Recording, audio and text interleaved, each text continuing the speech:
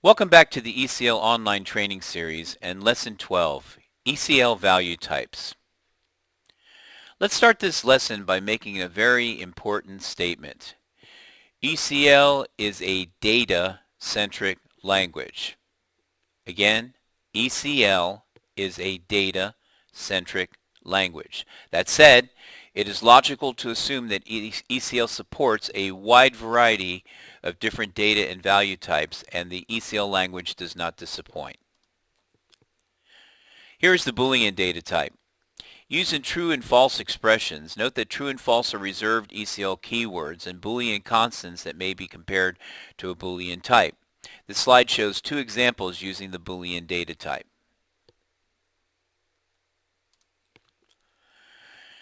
Here we have support for integers, both signed and unsigned. ECL is one of those few languages that offers integer types of various lengths from 1 to 8 bytes inclusive. The integer type can be Big Endian or Little Endian, and Little Endian is the default.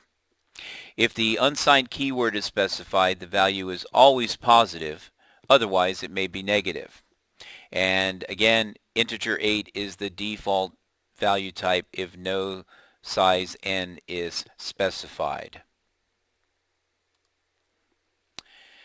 Here is the real data type. Reals use 4 or 8 byte standard IEEE floating point values. The real 4 supports up to 7 significant digits, and the real 8 supports up to 15 significant digits. Real 8 is the default if no size n is specified. And here are some examples of the real 4 and the real 8 value type. For packed number types, ECL has a decimal signed and a udecimal unsigned data type. A packed decimal value can hold up to 32 total digits, and if the Y value is present, the Y defines the number of decimal places in the value. If the unsigned keyword is omitted, the rightmost nibble holds the sign. And using exclusive decimal values in computations invokes BCD math libraries, base 10 math, allowing up to 32 digits of precision, which may be on either side of the decimal point. And of course we have the ubiquitous string data type in ECL. String is a character string of n bytes, space padded, not null terminated. And if the size n is omitted, the string is variable length to the size needed to contain the result of a cast or passed parameter. The optional string type may be ASCII or EBCDIC, and the default, of course, is ASCII. Now, Q strings are unique to ECL. Although today they are seeing limited use due to the increased hardware capabilities of HPCC clusters, several years ago Q strings were popular due to the plethora of string data types used in any HPCC cluster. Essentially, a Q string compresses an 8-bit per character string to 6 bits per character. It limits string values to a limited character set as shown here at the benefit of saving disk space. And if you work with Unicode data, ECL has full support with the Unicode data type.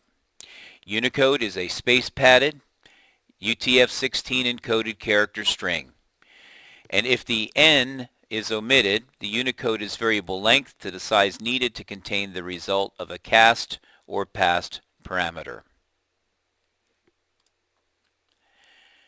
Data is a packed hexadecimal data type, useful for binary and blob data on the cluster. A packed hexadecimal character string of n bytes, 0 padded, not space padded. Var strings are useful during data ingestion or import.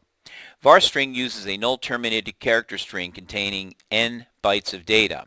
And if the n is omitted, the var string is variable length to the size needed, again, to contain the result of a cast or passed parameter.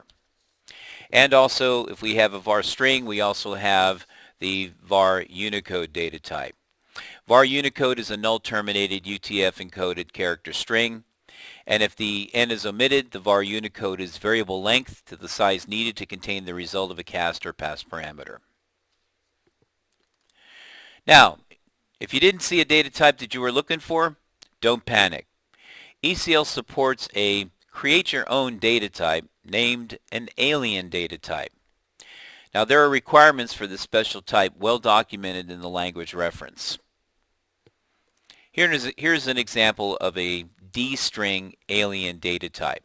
So the language reference requires that we specify the physical length, how the alien data type is loaded, and how the data type is stored. And the result is defined in the record structure. All right, so this ends the lesson. Thank you for watching.